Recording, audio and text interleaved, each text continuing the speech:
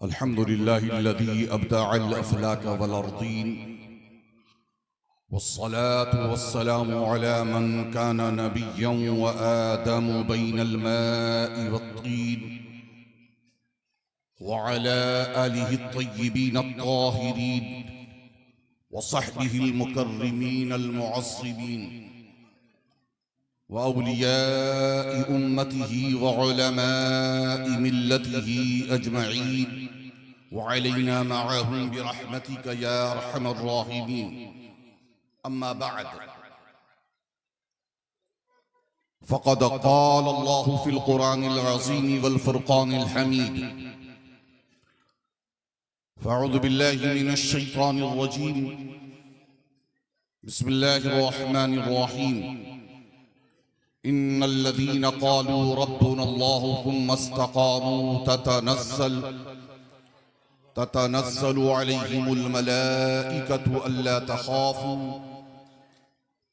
तख़ाफ़ू वला तहज़नू व अबशिरू बिल जन्नति अल्लती कुन्तुम तुअदून। सदक़ल्लाहुल अज़ीम व सदक़ रसूलुहुन नबियुल अमीनुल मकीनुल करीम। अज़ीज़ान मोहतरम, आप हजरात काफी देर से यहाँ विराजमान हैं।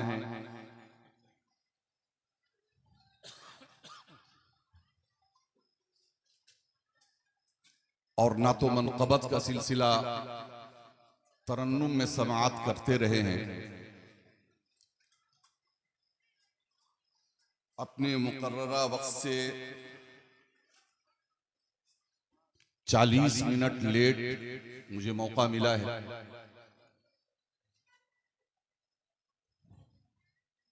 एक लंबी फहरिस्त और उलमा और शोरा की है।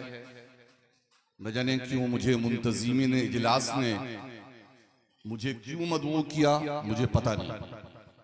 मैं इसकी जरूरत महसूस नहीं करता था। आने के बाद मुझे पता लगा कितनी लंबी फहरिस्त है। क्योंकि मैं एक अलग मिजाज रखता हूं, जो लोग मुझे जानते हैं। मैं जलसों और स्टेजों पर रहने के बावजूद जलसों और स्टेजों की जो कैफियत और सूरत हाल होती जा रही है, उससे मैं बेजार हूं। भीड़ में गुम हो जाना मेरी आदत नहीं है। अपने अंदाज में मैं अपनी बात रखता हूं। मैं अपनी तकरीर और अपनी जात के लिए न नारा लगवाना पसंद करता हूं और न तारीफ के लफ्ज आपसे चाहता हूं। मैं इस बात का कायल हूं कि नारे तकबीर और रिसालत किसी शख्सियत की तारीफ के लिए नहीं है, अल्लाह और उसके रसूल की जात के लिए है।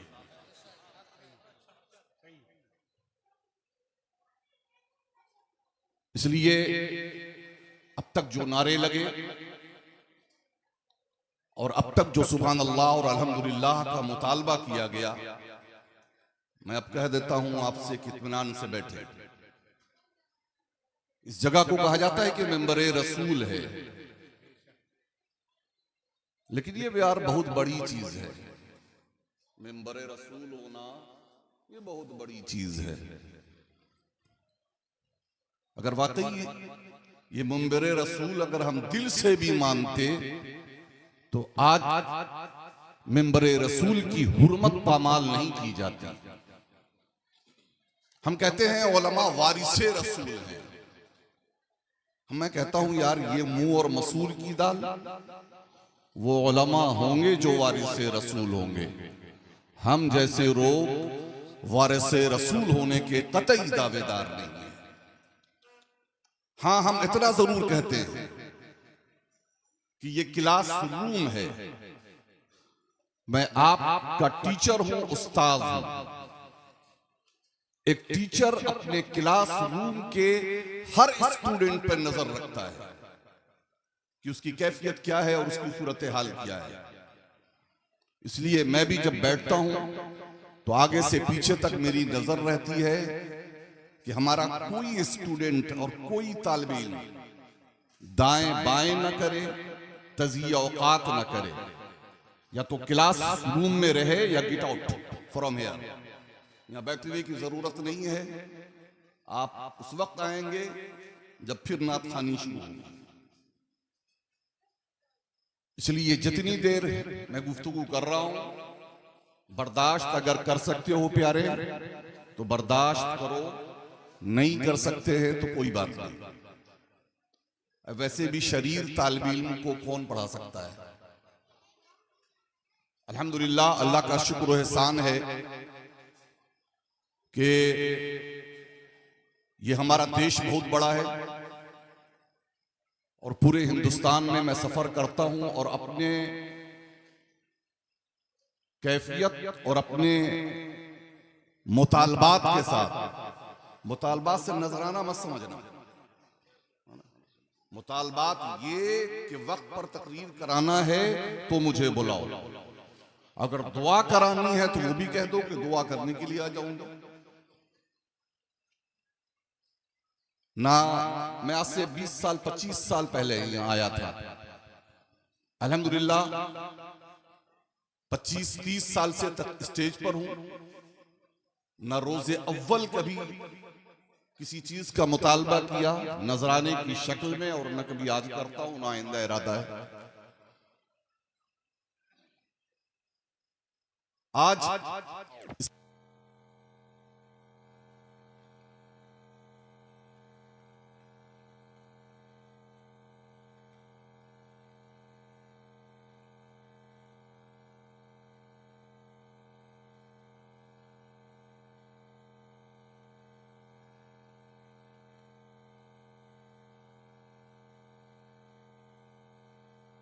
के बेजौहर नहीं मैं, गुलामे तुगरलो संजर नहीं मैं, जहां बीनी मेरी फितरत है लेकिन किसी जमशेद का सागर नहीं मैं। अजीजान मोहतरम, ये रबीउल सानी का महीना है, इंतहाई मोहतरम महीना। ये महीना जहां गौसुल आजम हजरत सैयदना शेख मुहीउद्दीन अब्दुल कादिर जीलानी रहमतुल्लाहि ताला अलैहि से मंसूब है, वहीं ये महीना महबूब इलाही हजरत सैयदना ख्वाजा निजामुद्दीन औलिया रहमतुल्लाहि ताला अलैहि का उर्स भी इस माह की 18 तारीख को होता है, और दीगर बहुत सारे अकाबिरीन औलिया कराम के आरास इस महीने में हैं। और आज हम और आप जिस जात के उर्स की महफिल में शरीक हैं कि आज आपके उर्स की भी तारीख है, यानी मखदूमुल औलिया रहमतुल्लाहि ताला अलैह।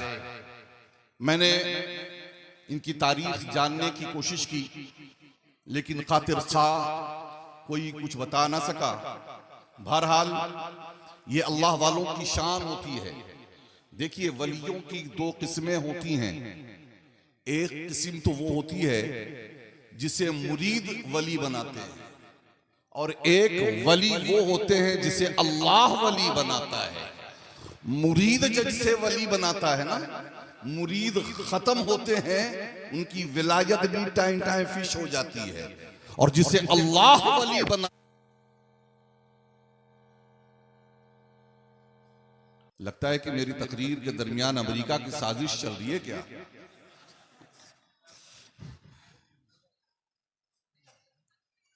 दुरूद पाक एक बार और, अल्लाहुम्मा सल्ली अला सय्यदिना व नबियना व मौलाना मुहम्मदिन मादिनिल जूदी वल करमी वालिहि व बारिक वसल्लम सलातन व सलामन अलैका या रसूलल्लाह सल्लल्लाहु अलैहि वसल्लम। मैं कोई बहुत गाढ़ी और शान विलायत व मार्फत पर पेचीदा गुफ्तगू करने वाला नहीं हूं, और ना ही मैं आपको करामतें सुनाने वाला हूं। मैं इस बात का कायल हूं कि वलियों की करामतें हक तो हैं, लेकिन करामत से कहीं ऊपर वलियों की इस्तकामत है। वलियों के मकाम व मर्तबे को उनकी करामत से नहीं नापा जा सकता, बल्कि विलायत और इस्तकामत से समझा जा सकता है। इस मजलिस में मर्दों के साथ बेपर्दा, बापर्दा, बिन बुलाई खवातीन की भी एक बड़ी तादाद मौजूद है। मैं चाहता हूं जो आ गई हैं, बल्कि अपने जलसों में खवातीन का पर्दे के साथ जरूर इंतजाम होना चाहिए, क्योंकि इस देश में जिस तरीके से हम मुसलमानों को दूसरे दर्जे का मुसलमान इंसान बना दिया गया है, शहरी बना दिया गया है, हमने भी कहीं ना कहीं अपने घर की औरतों को दूसरे दर्जे का मुसलमान बना दिया है। जिस तरीके से हमें महरूम किया जा रहा है हमारे हुकूक के हवाले से, हमने भी अपने घर की औरतों को दीन पहुंचाने में उन्हें महरूम किया है, क्योंकि अल्लाह का फरमान है अर्रिजालु कव्वामून अलन निसा, मर्द औरतों पर हाकिम बनाया गया है। हाकिम बनने का मतलब ये नहीं समझे कि हाथों में डंडा ले और अगर रोटी जल गई है तो बीवी की खैरियत ले ले। हाकिम बनने का मतलब ये नहीं है कि अगर सब्जी में नमक ज्यादा हो गई है तो आप बीवी पर पल पड़े। हाकिम हो जाने का मतलब ये नहीं है कि उसे अपने पांव की जूती समझें। हाकिम होने का मतलब ये नहीं है कि आप उसके साथ नाइंसाफियां करें, बल्कि हाकिम होने का मतलब है कि आप उसे दीन बताएं, दीन समझाएं, दीन के डगर पर चलाने की कोशिश करें, दीन की दावत दें। जो खवातीन यहाँ मौजूद हैं, मैं उन्हें बताना चाहता हूँ कि आपको एहसासे कमतरी का शिकार नहीं होना चाहिए, क्योंकि इस्लाम की तामीर और तरक्की में औरतों का किरदार मर्दों से कहीं भी कम नहीं रहा है। कहा जाता है ना, आपने सुना होगा कि हर कामयाब मर्द के पीछे किसी न किसी औरत का हाथ होता है। आम मर्दों को तो साहिबो जाने दो, वो नबी ये मुकर्रम साहिबे मुख्तार, साहिबे इख्तियार और इख्तिदार, आकाए कुल जनाबे मुहम्मद रसूलुल्लाह सल्लल्लाहु ताला अलैहि वसल्लम, जमाना जिनका मोहताज था, वो दुनिया में तशरीफ लाते हैं तो उनकी पीठ पर भी एक खातून का हाथ नजर आता है। और वो खातून कौन है? आपकी प्यारी बीवी हजरत सैयदा खदीजतुल कुबरा सलामुल्लाहि अलैहा हैं। कदम कदम पर हजरत सैयदा खदीजतुल कुबरा रज़ियल्लाहु ताला अन्हा हुजूर अलैहिस्सलातु व तस्लीम का साथ देती हैं। मैं इस तरफ अगर आ जाऊंगा और सैयदा खदीजा की सीरत बयान करने लगूंगा तो एक अलग मौजू है, बात उसी में खत्म हो जाएगी। लेकिन मैंने यहाँ पर जब मजमे की कैफियत देखी तो मैंने फैसला किया है कि गुफ्तगू ऐसे की जाए कि औरतों को भी बात समझ में आए और उनके अंदर भी एक जज्बा पैदा हो। आप सोचें कि ये बड़ी बड़ी शख्सियतें और अजीम अजीम शख्सियतें जो पैदा होती हैं, वो कैसे पैदा होती हैं? क्या वजह है कि आज कोई मुहीउद्दीन नहीं पैदा होता? मुहीउद्दीन तो जाने दो, कोई गुलामे मुहीउद्दीन पैदा हो जाता। याद रखे, नाम रख लेना कुछ और है और नाम इस्म बामुसम्मा होना, नाम का पर्दा होना और अक्स होना कुछ और है। आपने बहुत से लोगों को देखा होगा, काले कलूटे हैं, नाम बदरुद्दुजा है ना? काले कलूटे हैं, नाम उनका कमर रखा हुआ है। तो भाई, बच्चे कैसे भी हों, माँ बाप के लिए वो चांद के टुकड़ा ही हुआ करते हैं।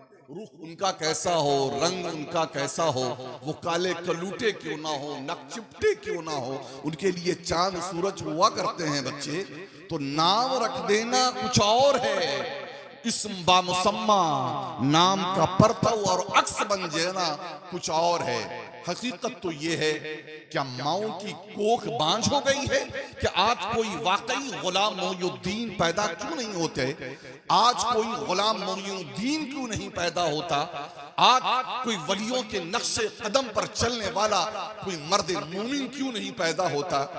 आप सुन रहे हैं, देख रहे हैं सोशल मीडिया के जरिया कि किस तरीके से फिलिस्तीन पर बमबारी हो रही है। नन्हे नन्हे बच्चे बिलक रहे हैं, बड़ी बड़ी इमारतें वो जमीन दोज हो गई हैं, लाखों मुसलमान खत्म हो गए हैं। लोग दुआएं कर रहे हैं सारे दुनिया में कि ऐ मेरे मौला कोई अय्यूबी भेज दे, ऐ मेरे मौला कोई उमर पैदा कर दे। न कोई उमर पैदा हो रहा है, न कोई अय्यूबी जन्म ले रहा है। अजीजाने मोहतरम, लोग कहेंगे अब कोई अय्यूबी जन्म नहीं ले सकता है, अब कोई उमर नहीं आ सकता है, अब कोई मर्दे कामिल नहीं पैदा हो सकता है। मैं कहता हूं झूठ है, गलत है। मर्दों के चाहने से नहीं, औरतें अगर अल्लाह की कसम आज भी चाह ले तो औरतों की कोख से खालिद बिन वलीद जन्म ले सकता है। औरतें आज भी चाह ले तो गौसुल आजम पैदा हो सकता है। औरतें आज भी चाह ले तो अजीम बच्चे पैदा हो सकते हैं। याद रखें, बच्चे यूं अजीम नहीं होते, बल्कि बच्चों को अजीम बनाने में उनकी माओं का कलीदी किरदार होता है। मेरे सामने एक लंबी फहरिस्त है कि मैं किन किन अजीम शख्सियतों की बातें करूं, लेकिन खुलासा कलाम तेजी में मैं गुफ्तगू आगे बढ़ाऊंगा। एक नाम आपने सुना होगा, सहाबी रसूल में से एक अजीम नाम है अनस बिन मालिक का। कितने लोगों ने सुना है? जरा हाथ उठा के बताओ। अनस बिन मालिक। देखो, झूठ झूठ हाथ मत उठाना बेटा, वरना मैं बताया ना क्लासरूम है। कौन बच्चा जानता है, कौन बच्चा जवाब दे सकता है, कौन नहीं दे सकता है, मैं चेहरा देख के पहचान लेता हूं। आगे का सवाल भी कर सकता हूं और बुला के करीब भी पूछ सकता हूं। कभी कभी मैं इनाम भी साथ लेकर चलता हूं। पूछता हूं सवाल और जवाब देने वाला जब जवाब देता है तो मैं उसे इनाम भी देता हूं। इनाम भी देता हूं ताकि हौसला बढ़े, हिम्मत बढ़े। हम अफसोस इस साइंस और टेक्नोलॉजी के दौर में जी रहे हैं। हर एक के पास एंड्रॉइड मोबाइल है, हम गूगल इस्तेमाल करते हैं और दुनिया की हर चीज को हम मालूम कर लेते हैं। लेकिन अफसोस हमारी कौम और हमारे कौम के नौजवान अगर नहीं जानते हैं तो अपनी तारीख नहीं जानते हैं। प्यारे, अपनी तारीख को जानो। हमें तो ये भी अफसोस होता है कि हमारे रात भर के लंबे जलसे होते हैं, इतनी ऊंची बातें और इतनी फरोई बातें और ऐसी ऐसी बातें जो शायद उलमा और स्टेज वाले तो समझ लें, लेकिन आम आवाम के न वो मतलब की होती है न उनको समझने आती है। जलसा तो आप आवाम के लिए करा रहे हैं यार। आप तकरीर क्या रूहुल अमीन के लिए करते हैं, जिब्रील अमीन के लिए करते हैं? जब अवाम के लिए जलसा सजा रहे हैं तो तकरीर भी अवाम के लिए होनी चाहिए मेरे प्यारे। इसलिए उमूमन मैं तकरीर शुरू भी करता हूं तो कलमे तय्यबा ला इलाहा इल्लल्लाह मुहम्मदुर रसूलुल्लाह से करता हूं, क्योंकि मैं जानता हूं कि इस कौम के कितने लोगों को कलमा याद है, और अगर कलमा याद है तो कलमे का तर्जमा कितने लोग जानते हैं हम ये भी खूब जानते हैं। क्योंकि अल्हम्दुलिल्लाह सिर्फ हम स्टेजों पर तकरीर करने वालों में नहीं है, मजमा हजारों का हो तो भी तकरीर होती है।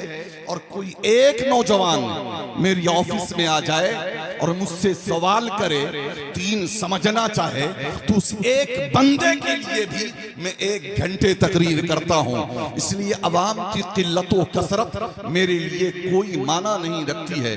मैं जानता हूं कि अवाम की कैफियत और सूरत हाल क्या है। इसलिए आओ मैं पहले कलमा ही से शुरू करता हूं। पहला कलमा क्या है? अव्वल कलमा तय्यब। सारे बोले अव्वल कलमा तय्यब, अव्वल कलमा तय्यब। अरे बोलो, खुले सर वाले पहले बोलो, पैंट शर्ट वाले पहले बोलो, जो टोपी पहने हुए हैं, जो कुर्ता पैजामा वाले हैं, मैं जानता हूं कि वो बेचारे वही हैं कि जिनकी वजह कर हकीकतन दीन जिंदा है। ये जो उलमा बैठे हैं ना, ये जो आइम्मा बैठे हैं, जिनको आप टेढ़ी नजर से देखें, ये क्या है? ये बेचारे 5,000, 7,000, 8,000, 10,000 कमाने वाले अपने बच्चे को हम हाफिज बनाएंगे, मौलवी बनाएंगे तो क्या फायदा है, क्या कमाएंगे? पहली बात तो गिरह में ये बांध लो कि पैसे का ताल्लुक इल्म से नहीं है और इल्म का ताल्लुक पैसे से नहीं है। क्या तुमने ऐसे लोगों को नहीं देखा जो अंगूठा छाप है लेकिन इतना बड़ा सेठ है कि पैसा समेट कर रख नहीं पाता है? अंगूठा छाप सेठों को देखा कि नहीं देखा है? और तुमने ऐसे डिग्री होल्डर्स को भी देखा होगा कि जो नौकरी न मिलने के बुनियाद पर खुदकुशी करके मौत के आगोश में चला जाता है। प्यारे, ये जो उलमा बैठे हैं ना, अइम्मा बैठे हैं, मैं आपको बता दूं कि दुनियादारों ने तो खुदकुशियां की हैं और बगैर खाए हुए मर गए हैं, लेकिन ये उलमा और अइम्मा खाकर तो मरे हैं, बगैर खाए हुए नहीं मरे हैं। खाकर तो मरे हैं, बगैर खाए हुए नहीं मरे हैं। आपने सुना होगा एक नाम इमाम मुस्लिम का, किताब हदीस की किताबों का जब नाम आता है तो दो किताबों का नाम सबसे ज्यादा लिया जाता है। कितने लोग बताएंगे दो हदीस की दो किताबों का नाम? हाथ उठा के बताओ। हदीस की दो बड़ी किताबों का नाम अवाम में से कितने लोग बता सकते हैं? चलो हम बता देते हैं, सुनो, याद करो, दोहराओ। हदीस की सबसे बड़ी किताब कुरान पाक के बाद सबसे मुकद्दस किताब, सबसे बड़ी किताब कौन सी है? बुखारी शरीफ। कौन सी है? बोलो। बुखारी शरीफ। उसके बाद कौन सी है? मुस्लिम शरीफ का नाम आता है। इस मुस्लिम शरीफ के लिखने वाले कौन हैं? हजरत इमाम मुस्लिम हैं। इमाम मुस्लिम एक हदीस पाक के बारे में गौर कर रहे थे और खजूर का प्याला उनके पास रखा हुआ था। खजूर खाते जा रहे थे और हदीस पर गौर करने में लगे हुए थे। खजूर खाते जा रहे हैं, खाते जा रहे हैं, हदीस पर गौर करते जा रहे हैं। और हाल ये हुआ कि ध्यान न होने की बुनियाद पर इतना खजूर खाया कि बिलाखिर उसी खजूर की बुनियाद पर, ज्यादा खा लेने की बुनियाद पर आपकी मौत वाक़ई हो गई। क्या मालूम हुआ कि जो उलमा होते हैं ज्यादा खाने की बुनियाद पर तो मर सकते हैं, भूखे नहीं मर सकते हैं। भूखे मरेंगे तो हो सकता है वो मरे कि जिनके पास कुरान का इल्म नहीं है, हदीस का इल्म नहीं है। इसलिए उलमा के खाने देख कर न ललचाया करो कि उलमा के तो बड़े ठाठ हैं साहब। जब देखो बिरयानी, जब देखो कोरमा, जब देखो मुर्गा और जब देखो खाने की ये नेमतें अल्लाह की तरफ से हैं। हर एक को अल्लाह ने नेमतें तकसीम की हैं, तो इन उलमा को भी अल्लाह तबारक व तआला की तरफ से अता करता है। तो प्यारे, इनको कदर की निगाह से देखो। मैं कलमा तैयबा की बात कर रहा था। प्यारे, शर्माओ नहीं। शर्माना, दीन सीखना में शर्माना ये शर्म की बात है, सीखने में शर्म की बात नहीं है। इसलिए सारे अव्वल कलमा तय्यब सबसे पहले पढ़ेंगे। अव्वल कलमा तय्यब, ला इलाहा इल्लल्लाह, ला इलाहा इल्लल्लाह मुहम्मदुर रसूलुल्लाह। मैंने कहा ना, मैं पीछे वालों को भी देख रहा हूं। और याद रखें, आपकी उम्र चाहे 30 साल हो, चाहे 40 साल हो, चाहे 50 साल हो, चाहे 60 साल हो, चाहे 70 साल हो, आपकी उम्र कुछ भी हो, इस वक्त मैं जिस जगह पर बैठा हूं, आप मेरे सामने तालिबे इल्म की हैसियत से बैठे हैं। हजरत अब्दुल्ला इब्ने मसऊद की उम्र 18 साल थी, लेकिन जब उनकी दरसगाह लगती थी तो 60 और 70 साल के बूढ़े सहाबा उनकी महफिल में बैठकर दीन सीखा करते थे। इसलिए दीन सीखने की कोई उम्र नहीं होती है। हमने मस्जिदों में देखा है कि हमारे अइम्मा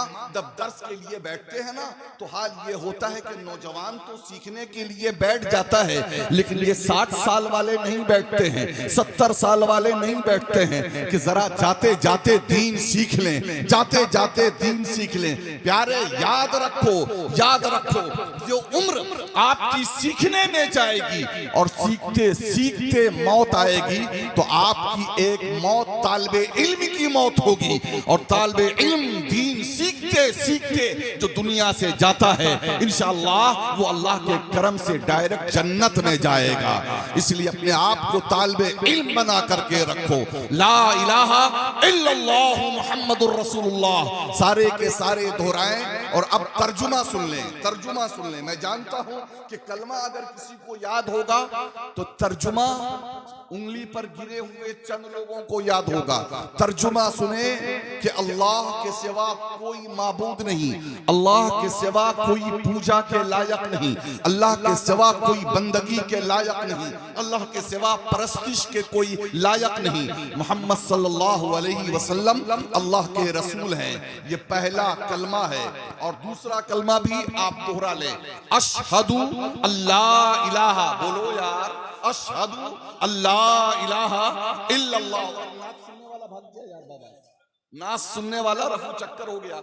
अशहदु अल्लाह इलाहा इल्लल्लाह व अशहदु अन्ना सय्यदना मुहम्मदन अब्दुहु व रसूलुहु। प्यारे, जिंदगी का किसी के ठिकाना नहीं, कब किसकी कहां पर ये मौत आ जाए, लेकिन ये कलमा हमने याद कर लिया और अपने दिल में बैठा लिया और दोहराते रहे। तो अगर आज की रात हमें मौत आ गई तो इंशाअल्लाह तबारक व तआला अल्लाह के करम से कलमा पढ़ते हुए हम जन्नत में दाखिल हो जाएंगे और मौत हमारा इस्तकबाल करेगी।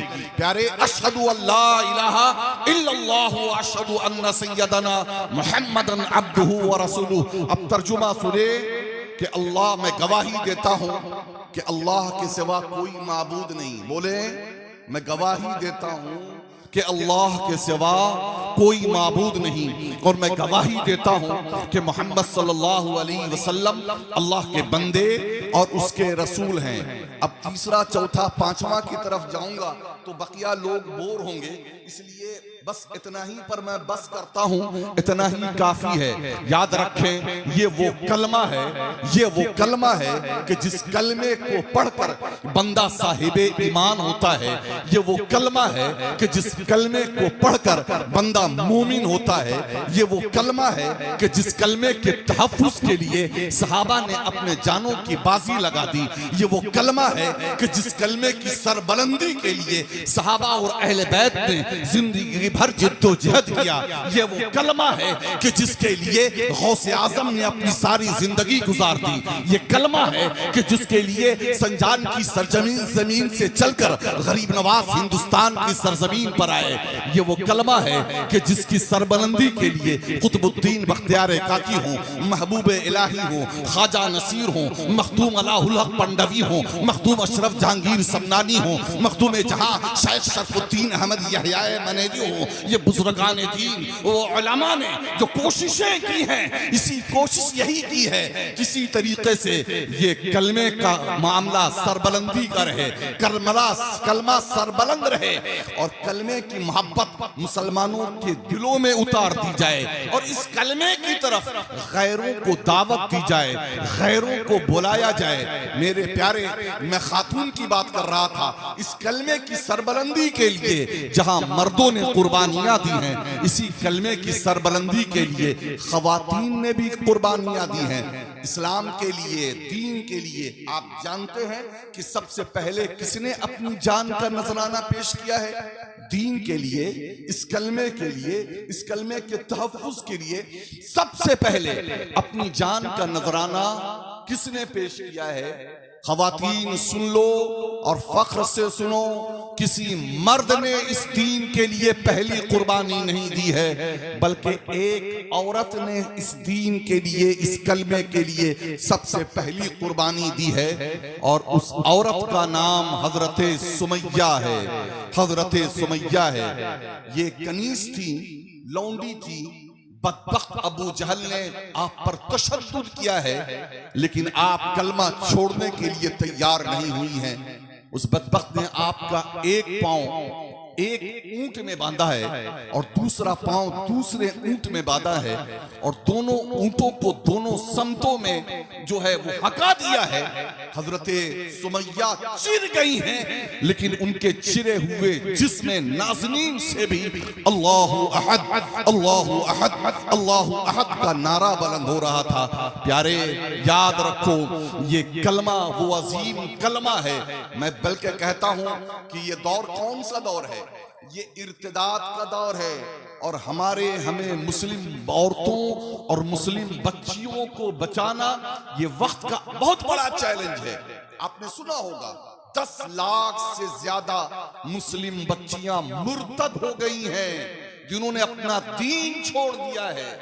और ये तो 10 लाख वो हैं कि जिनका मामला सर्टिफिकेट का है, कोर्ट मैरिज जिन्होंने किया है, लेकिन जिनका पास कोई सर्टिफिकेट नहीं है, जिन्होंने मंदिरों में जाकर धर्म परिवर्तन किया है, उनकी तादाद भी अगर जोड़ी जाए तो शायद वो 20-25 लाख तक पहुंच जाए, इतनी बड़ी तादाद।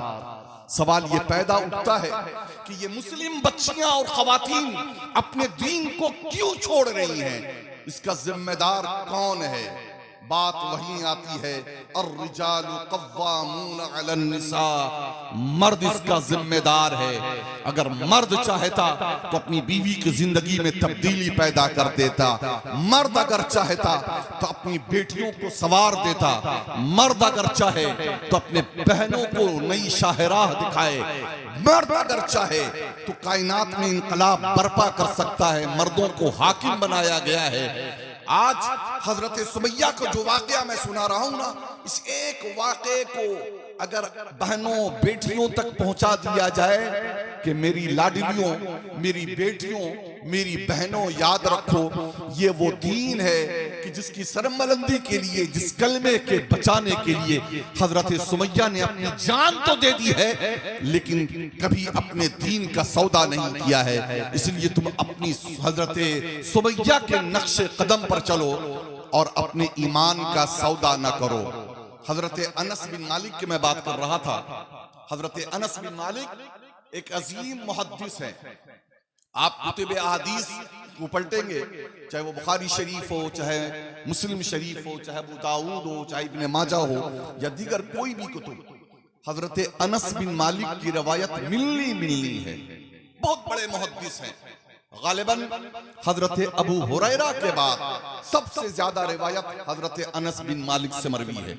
तो हजरत अनस बिन मालिक वो है, आपने जब आप मदीने में पैदा हुए, कब?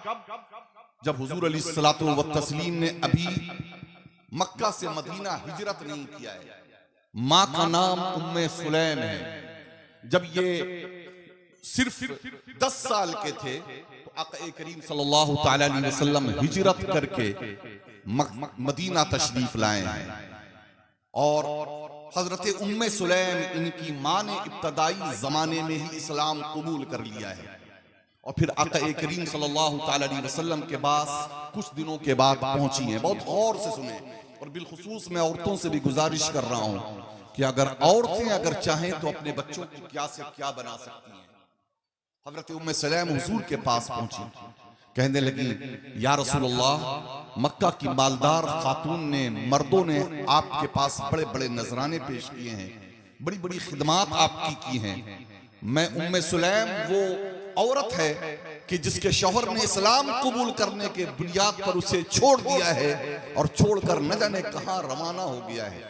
या रसूलल्लाह, मैं अपने इस बेटे को, अनस को आपकी बारगाह में लेकर आई हूं। या रसूलल्लाह, इसे कबूल कर लिया जाए, ये आपकी खिदमत करेगा और ये आपके काम आएगा।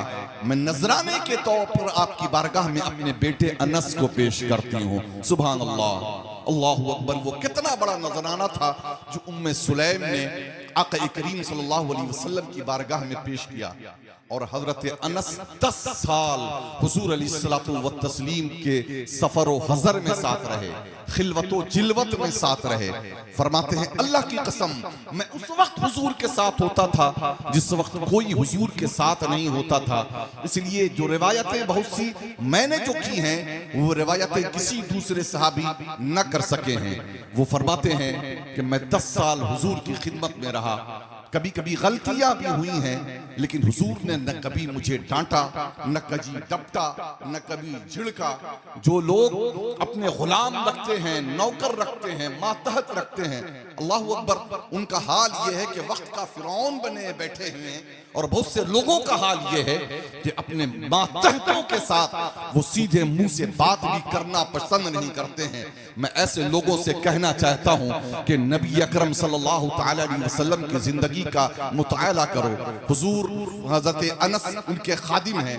हजरत अनस फरमाते हैं कि एक बार हुजूर ने मेरे जिम्मा कोई काम लगाया कि अनस जाओ फला चीज लेकर के आओ। कहा मैं बच्चा था, बाहर निकला और गली में बच्चों के साथ खेलने में लग गया, और जब थोड़ी देर के बाद मुझे होश आया तो देखा कि आका करीम सल्लल्लाहु अलैहि वसल्लम आ रहे हैं।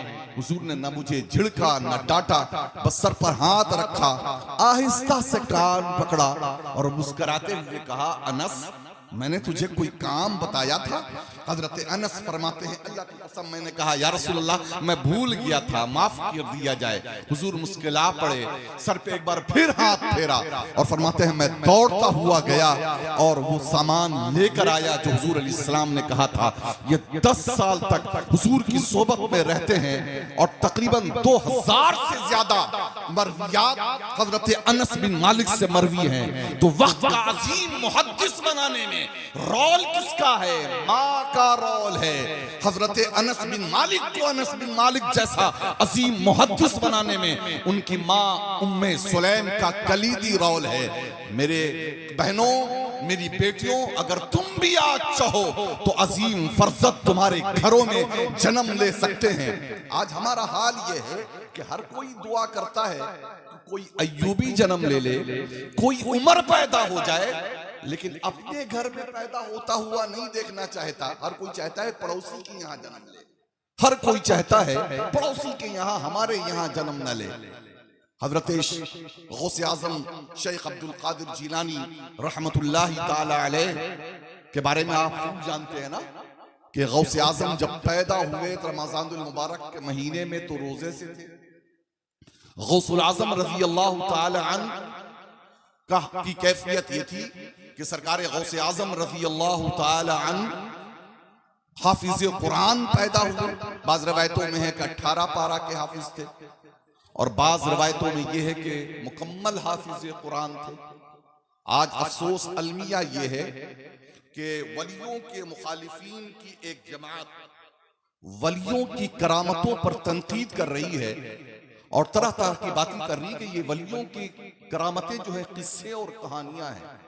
अलमिया ये है कि मेडिकल साइंस और टेक्नोलॉजी की बातों को तो कबूल कर लिया जा रहा है, लेकिन अल्लाह तबारक व तआला की कुदरत को कबूल करने से इनकार किया जा रहा है।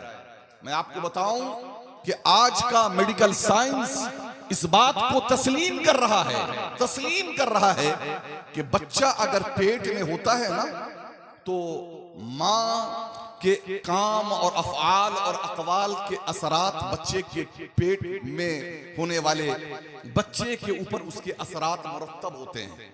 मैं आपको वाकया सुनाता हूँ, एक मेडिकल साइंस का एक वाकया। एक अंग्रेज औरत ने शादी की है, किसी अंग्रेज खातून से शादी की है। तो हुआ ये कि कुछ दिनों के बाद जब बच्चा उसके घर में पैदा हुआ है तो काला बच्चा पैदा हुआ, तो माथा ठिनक गया उस अंग्रेज शख्स का कि मैं भी गोरा। अरे अल्लाह के लीडर देखो यार, कुर्सी उतर रही है ना, मैं आपके चेहरे देख रहा हूं और आप कुर्सियां देखने में लगे हुए कि कुर्सी कैसे उतर रही है, तो मैं किससे करूंगा? जरा इधर मुतवज्जो, जो हो रहा होने दे। मैं भी बहुत डिस्टर्ब हो रहा हूँ, बहुत डिस्टर्ब मैं भी हो रहा हूँ, लेकिन अब इसी में काम चलाना है किसी तरीके से ना, तवज्जो।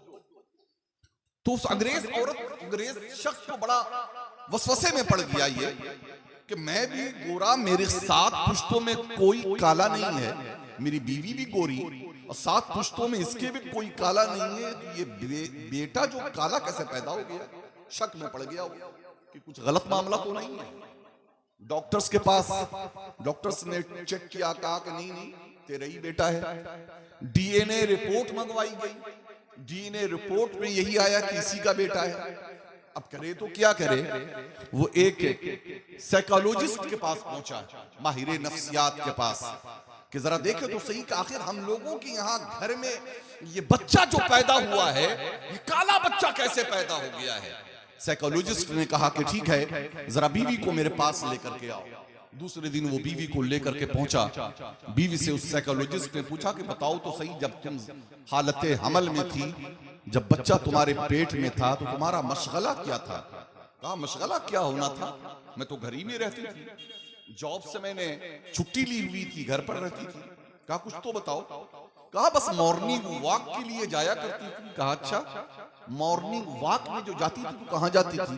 कहा निकल कर करीब में एक पार्क था, उस पार्क तक में जाती थी। कहा अच्छा, तजस्सुस पैदा हुआ डॉक्टर को। कहा कुछ और आगे बताओ। कहा पार्क के अंदर मैं जाती थी, एक राउंड मारती थी और राउंड मारने के बाद एक चबूतरे पर मैं बैठ जाया करती थी। कहा अच्छा, बैठकर कुछ और बताओ। कहा हाँ, एक स्टैचू था, एक काला पत्थर का मुजस्समा था, उस पत्थर के काले मुजस्समे को बैठकर मैं देर तक तका करती थी। उस साइकोलॉजिस्ट ने हाथ मारा, कहा बस मसला हल हो गया, बच्चा तेरे पेट में था और तू 9 महीने तक उस मुजस्समे को, उस काले पत्थर को, उस स्टैचू को देखती रही तो आंखों के रास्ते से उसकी कालापन, उसकी स्याही आंखों के रास्ते से तेरे पेट तक पहुंची है। यही वजह है कि तेरे घर बच्चा काला पैदा हुआ है। आपने देखा होगा कि जब बच्चा पैदा होने वाले जो मॉडर्न लोग रहते हैं, देहातों की बात नहीं कह रहा हूं, जो मॉडर्न लोग होते हैं, पढ़े लिखे लोग होते हैं, वो अपने बेडरूम में खेलते हुए सफेद बच्चे की तस्वीर भी लगा कर रखते हैं ताकि बच्चे, औरत उस तस्वीर को देखती रहे ताकि बच्चा वैसे ही खूबसूरत पैदा हो, वैसे ही गोरा नारा पैदा हो, क्योंकि आंखों के जरिया इसका असर हुआ करता है। बात समझ में आई कि जो स्टैचू देखे, जो फिल्म देखे, जो ड्रामे देखे, जो सीरियल देखे, उसका असर पेट के बच्चे पर होता है। बच्चा नचनिया पैदा होता है, बच्चा आवारा पैदा होता है, बच्चा गुंडा पैदा होता है, बच्चा क्रिमिनल पैदा होता है। लेकिन जो खातून बच्चा जब पेट में हो, कुरान करीम का मुताला करे, अल्लाह का जिक्र करे, नमाजें पढ़े, अल्लाह से दुआएं मांगे, अल्लाह का जिक्र करे, ला इलाहा इल्लल्लाह मुहम्मदुर रसूलुल्लाह का वजीफा करे, तो बच्चा गौसुल आजम दस्तगीर पैदा होता है, बच्चा महबूब इलाही पैदा होता है, बच्चा मोइनुद्दीन पैदा होता है, बच्चा अलाउद्दीन पैदा होता है, बच्चा वलिय कामिल पैदा होता है, बच्चा मर्दे मुजाहिद पैदा होता है। आज भी खातून अगर चाह ले, मैं चैलेंज के साथ कहता हूं कि तुम्हारी बेटी, तुम्हारे बहन, तुम्हारे पेट में बच्चा हो, तुम अपनी जिंदगी को तब्दील कर दो। अपने एंड्रॉइड मोबाइल को किनारे लगाओ, अपने बेडरूम से तुम टीवी को निकाल फेंको, मसल्ला बिछाओ और 9 महीने अल्लाह और उसके रसूल के जिक्र में अपनी जिंदगी गुजारो। देखो कि बच्चा पैदा होता है तो गुलाम मोइनुद्दीन होता है कि नहीं होता है, गुलाम मोइनुद्दीन होता है कि नहीं होता है। प्यारे, मैं खवातीन से ही गुफ्तगू कर रहा हूं, मर्द यूं ना समझे कि हमें कुछ करने की जरूरत नहीं है, सब औरतें ही करेंगी, अब हमें करने की क्या जरूरत है। तुम मर्दों को औरतों पर हाकिम बनाया गया है। तुम्हारी जिम्मेदारी बनती है कि औरतें हमारी बात समझी नहीं समझी, न जाने कितना समझी, लेकिन तुम तो समझे हो। इसलिए अल्लाह के लिए जो बातें मैंने कही ना, जरा वो बातें अपने घर तक पहुंचाओ, अपनी बेटियों तक, अपने बहनों तक, अपनी बीवियों तक, और उसके असरात को खुली आंखों से तुम देखो। याद रखें, बच्चों को अजीम बनाने में उनके बाप का भी किरदार होता है। ये फिलिस्तीन की बात हो रही है ना, फिलिस्तीन को दूसरे बार ईसाइयों की चुंगल से आजाद करने वाले मर्दे मुजाहिद का नाम कितने बताएंगे? फिलिस्तीनी उठ जाओ, आवाज नहीं। नौजवान, कितने फिलिस्तीन को, बैतुल मक़दिस को, क़िबला अव्वल को दूसरी बार यहूदियों ईसाइयों के चुंगल से किसने आजाद किया था? उस हीरो का नाम तुम कहां बताओगे यार? तुम तो शाहरुख खान का नाम बताओगे, तुम तो सलमान का नाम बताओगे, तुम तो बंबई के नचनिया गवैयों के नाम बताओगे, तुम तो क्रिकेट स्टार्स के नाम बताओगे, तुम तो फुटबॉलर्स के नाम बताओगे। तुम्हें कहां अपने असल हीरोज के नाम मालूम है? चलो जज़ाकल्लाह, जज़ाकल्लाह, 10 रुपए तुम ले लेना मुझसे इनाम में, है ना, याद से ले लेना ना।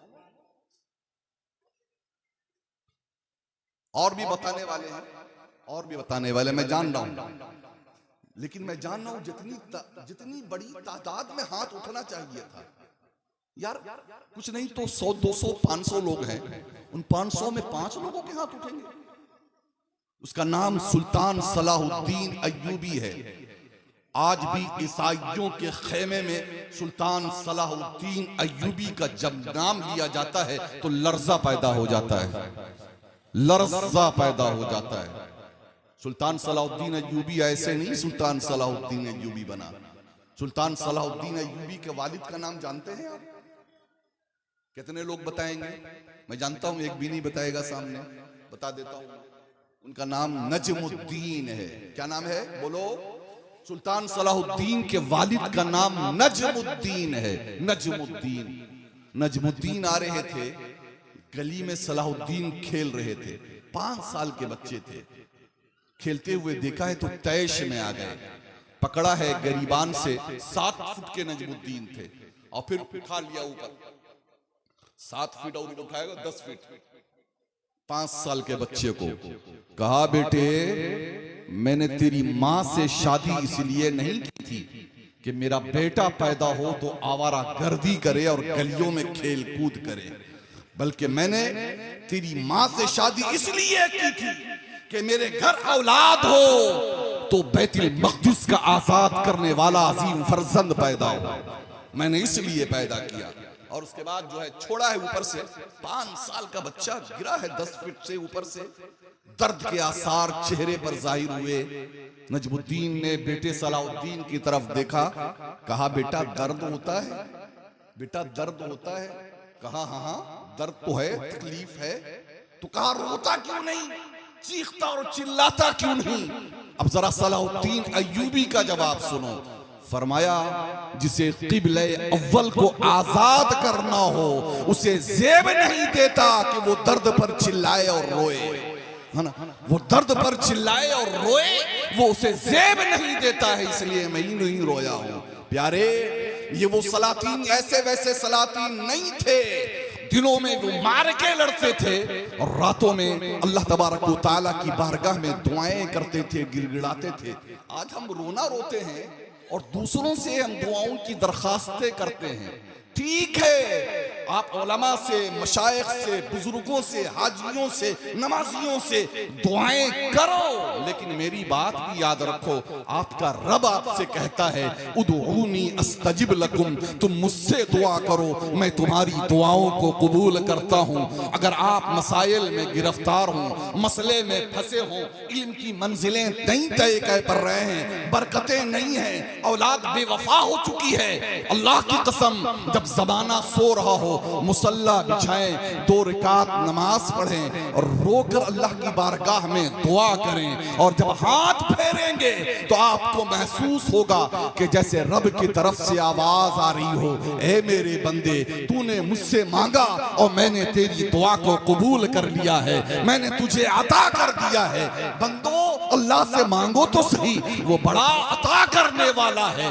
मेरे प्यारे, ये हजरत सुल्तान सलाहुद्दीन अय्यूबी हैं। ईसाइयों का बहुत बड़ा लश्कर फिलिस्तीन पर हमला आवर होने की तैयारियां कर रहा है। ऐसे मौके पर आप हजरत सुल्तान सलाहुद्दीन अय्यूबी देखते हैं कि समंदर के राह से इतना बड़ा बहरी बेड़ा आ रहा है कि उससे मुकाबला करने के लिए मेरे पास लश्कर नहीं है। तो रात भर वो मस्जिद दमिश्क में रोते रहते हैं और अल्लाह की बारगाह में दुआ करते रहते हैं। फजर की नमाज पढ़कर जब वो निकलते हैं तो गली में एक बुजुर्ग मिल गए। कहा, अस्सलामु अलैकुम व रहमतुल्लाहि व बरकातुहू।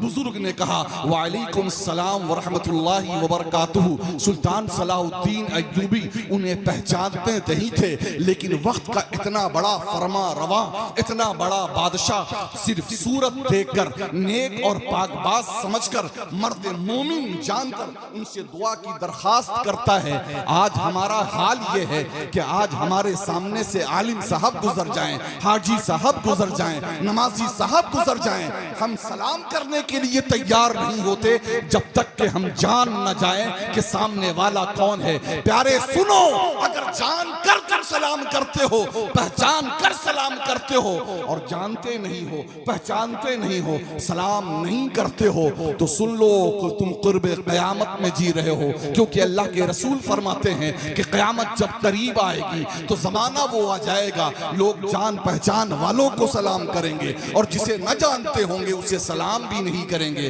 आज हम उसी दौर में जी रहे हैं। अज़ीज़ाने मोहतरम, मैं अर्ज़ कर रहा था, सुल्तान सलाहुद्दीन अय्यूबी ने उन बुजुर्ग को सलाम किया है, उन्होंने जवाब दिया है, और फिर सुल्तान सलाहुद्दीन अय्यूबी ने उनसे अर्ज किया है कि हुजूर वाला, आप मर्दे मोमिन अल्लाह के नेक बंदे लगते हैं, आप मेरे लिए दुआ करें, मुसलमानों के लिए दुआ करें।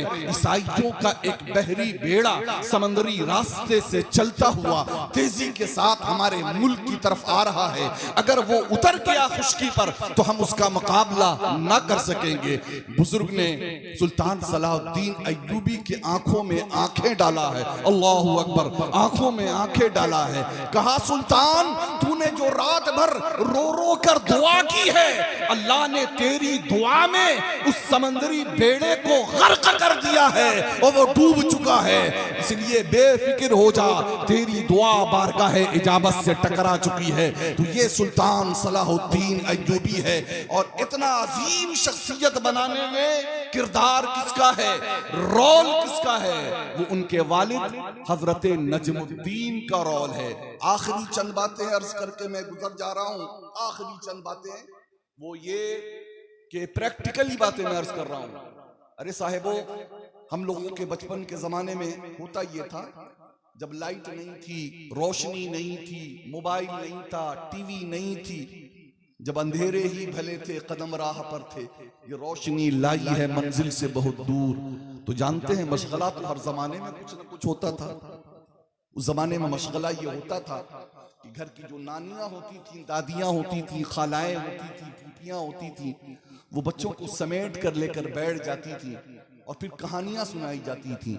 कभी शेर और भालू की कहानी, कभी तोता मैना की कहानी, कभी राजा रंग की कहानी, और हर कहानी में कोई ना कोई सबक हुआ करता था, दर्स हुआ करता था। उसी कहानी में से एक सच्ची कहानी सुल्ताना डाकू की कहानी है। औरतें गौर से सुने, गौर से औरतें सुने, जो भी औरतें हैं अल्हम्दुलिल्लाह तवज्जो से सुन रही हैं, और जो मोबाइल में लगी हुई हैं वो पीछे की शरीर, मोबाइल हटाओ, तुम लोगों की शरारत भी देख रहे हैं हम, जरा तवज्जो से सुनो। आखिरी बात मैं अर्ज कर रहा हूं, औरतें, तुम अगर चाहोगी तुम्हारा बेटा क्रिमिनल हो जाएगा अगर तुम्हारी वजह कर। कौन औरत चाहती है कि उसका बेटा क्रिमिनल हो जाए? सुनो, और कौन औरत नहीं चाहती कि मेरा बेटा नेक साले बने? कल को वही बेटे, अगर तुम अच्छी नहीं बनी और तुमने अपने बच्चों की तरबियत नहीं की तो 100 आंसू रोना पड़ेगा बुढ़ी हो जाने के बावजूद। ये जवानी नहीं रहने वाली है। ये जो मार्केट में घूम रही हो ना, सज समर कर अपने शौहर को दिखाने के बजाय पूरे मोहल्ले वाले को, इलाके वाले को, गांव वालों को कि जो नुमाइश करने में लगी हुई हो ना, वो दिन करीब है जब कोई तुम्हारी तरफ नजर डालने के लिए तैयार नहीं होगा। ये मेकअप, ये खूबसूरती और हुस्न तुम्हारे शौहरों के लिए है, पड़ोसियों के लिए नहीं है, गांव वालों और मोहल्ले वालों के लिए नहीं है। अल्लाह के लिए बचो, अल्लाह के लिए बचो, अल्लाह के लिए बचो। मैं अर्ज कर रहा था, एक सुल्ताना डाकू का वाकया, बहुत बड़ा डाकू था, न जाने कितना कत्ल किया, गिरफ्तार हुआ, फांसी का फंदा है, हाथ बंधे हुए हैं। आखिरी ख्वाहिश, कहा आखिरी ख्वाहिश ये कि मैं अपनी माँ से मिलना चाहता हूँ। कहा अच्छा। लोगों ने कहा चलो अच्छे अच्छे जाते जाते कम से कम माँ से माफी वाफी मांग लेगा। माँ आई, कहा माँ जरा और करीबा। माँ और करीब आई, कहा माँ और जरा करीबा, मैं कुछ राज की बात तेरे कानों में कहना चाहता हूँ। माँ ने अपना कान उसके मुंह के करीब किया है और सुल्ताना डाकू ने अपने दांत से अपने माँ के कान को पकड़ लिया है। माँ चीखने लगी, चिल्लाने लगी, लोग छुड़ाने लगे, छोड़ने के लिए तैयार नहीं, यहाँ तक के कान का टुकड़ा उसके मुंह में है, खून तड़ तड़ गिर रहा है। माँ गिरकर बेहोश हो गई, वो थूकता है खून जमीन पर। लोग लान तान कर रहे हैं, बदबख्त, जहन्नमी, दुनिया भी बर्बाद, आखिरत भी बर्बाद। जो कहना था कहते कहते लोग जब थक चुके, उसने अपने होंठ हिलाया है, कहा लोगों तुमने बहुत गालियां दे ली, बहुत बुरा भला कह लिया, जरा इस सुल्ताना के बारे में भी सुन लो। सुल्ताना डाकू नहीं पैदा हुआ था, सुल्ताना चोर नहीं पैदा हुआ था, कातिल और क्रिमिनल नहीं पैदा हुआ था, तुम्हारे बच्चों की तरह आम बच्चा पैदा हुआ था। लेकिन पहली बार मैंने अपने पड़ोस में जाकर अंडा चुराया और अपनी मां को लाकर दिया, तो मां ने मेरी पीठ पर हाथ फेरा, कहा बेटे शाबाश, तूने बड़ा अच्छा काम किया है। कब तक अंडे चुराते रहेगा? जिस मुर्गी का अंडा है उस मुर्गी को भी पार कर दे। और फिर मैंने वो मुर्गी भी पार की, और हाल ये हुआ कि आहिस्ता आहिस्ता खीरे के चोर से मैं हीरे का चोर बन गया, मैं कातिल बन गया, और आज मैं इस हाल में हूं। कहा लोगों पहली बार जब मैंने चोरी की थी और मेरी मां मुझे तमाचा लगाती तो और मुझे तंबीह करती और मुझे कहती कि वो अंडा जाकर वापस करके आओ, तो शायद आज सुल्ताना को ये दिन देखना नहीं पड़ता। बेशक उसने सही कहा और सच कहा है, सच कहा है कि क्रिमिनल बनाने वाले भी उनके वालिदैन होते हैं। आपने देखा होगा कि बच्चे अगर गलतियां पहले करते थे, आज से पहले तो हम लोग भी खेलते थे, जाहिर है कि कोई हम लोग को आसमान से उतरे हुए फरिश्ते नहीं है, लेकिन जब गांव का कोई एक बुजुर्ग सामने आ जाता था तो खेल अपने रोक दिया करते थे थोड़ी देर के लिए, है ना। लेकिन आज तो चौराहे पर खड़े होकर सिगरेट पीते रहेंगे बच्चे, खैनी रगड़ते रहेंगे, गुलछर्रे उड़ाते रहेंगे, कोई आए कोई जाए, आलिम साहब, इमाम साहब, हाजी साहब, नमाजी साहब, उनकी सेहत पर कोई फर्क नहीं पड़ता है, बल्कि ये लोग बेचारे अपनी इज्जतें बचाने के लिए चुपचाप से आगे बढ़ जाते हैं। प्यारे, मैं 2-3 रोज पहले की बात बता रहा हूँ। कोडरमा, झारखंड में एक जगह है कोडरमा, जलवाबाद, मैं वहां था। बताने वाले ने बताया किसी मदरसा में, मदरसा मदीनतुल उलूम के बगल का एक लड़का इस मदरसे में पढ़ता था। सुने, तकरीबन 25 पारे का वो हाफिज था, लेकिन हाल ये था बदमाश किस्म का लड़का था। आए दिन किसी लड़के को मारे, किसी उस्ताद से बदतमीजी करे, मदरसे के प्रॉपर्टी को नुकसान पहुंचाए, और अगर कोई तंबीह करे तो हाल ये होता था कि पूरा खानदान से लड़ने के लिए आ जाता था, छुरा लेकर के लड़ने के लिए आ जाए, तो सारे उससे घबराते थे। आहिस्ता आहिस्ता जानते क्या हुआ?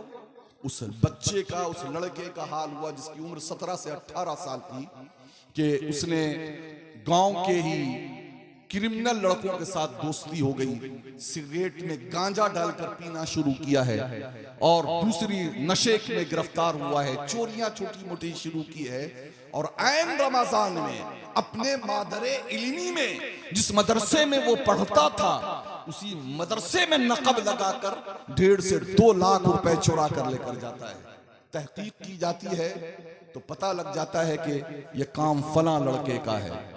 उनमें एक महल्ले के हाजी आफ्ताब साहब, तेज तर्रार और जरा सा बाअसर शख्सियत के मालिक थे, बाअसर शख्सियत थे वो, तो वो उन्होंने उस लड़के को पकड़ा है, और उसके बाद जो है सामने मामला आया है, तो आपने सख्त जुमले कुछ कहे कि इस बदबख्त लड़के को तो जेल में डलवा देना चाहिए, ये करना चाहिए, वो करना चाहिए। उसने इतना सुनने के बाद उस हाजी साहब को टारगेट कर लिया। हाजी साहब को तो कुछ नहीं कर सकता था, हाजी साहब के 8 साल के भांजे को 2-3 साथियों के साथ मिलकर उसने किडनैप किया है, और मोहल्ले के एक ऐसे घर में जिसमें कोई रहता नहीं था, बाहर के लोग बाहर रहते थे, उस घर में उसने अड्डा जमाया हुआ था। उस बच्चे को लेकर जाता है, मारता है, पीटता है, यहाँ तक कि गले में रस्सी डालकर उसका गला घोटकर बेदर्दी के साथ शहीद कर देता है। इन्ना लिल्लाहि व इन्ना इलैहि राजिऊन। और फिर पलट कर आता है, बाप से सारी कैफियत बताता है, मैंने ऐसा किया है। और सुनो उस बाप, लानती बाप को मैं कहूंगा, उस लानती बाप के बारे में सुनो। वो कहता है ठीक है, तू घर में रहा, मैं सारे मामले को मैं निपट लूंगा। और वो लानती बाप अपने उस बेटे को, कातिल बेटे को बचाने के लिए दूसरे तरीके से मिसगाइड करता रहा। 3 दिन के बाद जब लाश सड़ी है और महक फैली है, लोगों ने झांक कर देखा है तो लाश सामने आ गई है, और फिर किसी न किसी तरीके से वो गिरफ्तार हुआ है। और गिरफ्तार होने के बाद आज वो लड़का मदरसे में पढ़ने वाला 25 पारे का हाफिज अपने बाप और खानदान की बुनियाद पर जेल में पड़ा हुआ चक्कियां पीस रहा है, और जिंदगी उसकी बर्बाद होकर रह गई है। इसलिए मेरे प्यारे, मैं मर्दों से भी कह रहा हूं और औरतों से भी कह रहा हूं, मोहल्ले का कोई शख्स तुम्हारे बच्चों के बारे में अगर कोई किसी तरीके का कोई क्लेम लेकर के आए, कोई एतराज लेकर के आए, कोई बदमाशी लेकर के आए, तो अपने बच्चे को अल्लाह के लिए बचाने की कोशिश नहीं करना, बल्कि उसके तंबीह करो, उसको सजा दो और उसके ऊपर सख्ती करो, वरना ये बच्चा डाकू बन जाएंगे, क्रिमिनल बन जाएंगे। आज के हालात में अपनी नस्लों को बचाना वक्त का अहम तरीन तकाजा है। कहने के लिए बहुत कुछ बात मैंने अर्ज किया, मैं ये तकरीरें नहीं कर रहा हूँ रिवायती तर्ज की, मैं आपको नसीहत कह रहा हूँ, हकीकत का आईना दिखा रहा हूँ। तो ये आज के दौर में ये वक्त इस बात का हमसे तकाजा कर रहा है कि अपने बच्चों पर हम नजर रखें, अपने बच्चियों पे हम नजर रखें। अपने बच्चों को हमने अगर कीमती मोबाइल दे दिया है तो हमें यह भी खबर रखना है कि हमारी बच्चियों का कांटेक्ट किससे है, राब्ता किससे है। कहीं हमारे बच्चियां अपने इस मोबाइल का गलत इस्तेमाल तो नहीं कर रही हैं। हमने अपने बच्चियों को अगर स्कूलों में कॉलेजेस में पढ़ा रहे हैं तो हम उन पर अंधा एतमाद नहीं करें, अंधा एतमाद नहीं करें। जब हजरत नूह अलैहिस्सलाम का बेटा बेदीन हो सकता है तो हमारे और आपके बच्चे किस खेत में मूली है साहब, है ना। इसलिए अल्लाह के लिए बच्चों को अच्छी सोबत, अच्छी तरबियत दें। माँ बाप को इस बात का जिम्मेदारी बनती है।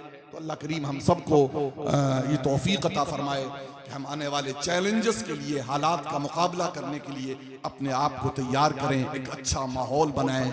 कहने को बहुत कुछ है, लेकिन मैं चंद ही जुमलों के साथ अपनी गुफ्तगू खत्म करता हूँ।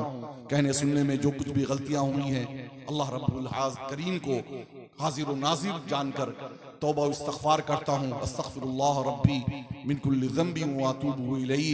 ये क़िस्सा लतीफ़ अभी ना तमाम है, जो कुछ बयां हुआ आगाज़ बाप था, और वक्त से आंखें मिला गफलत की चादर छोड़ दे, धूप सर पे आ चुकी है अब तो बिस्तर छोड़ दे।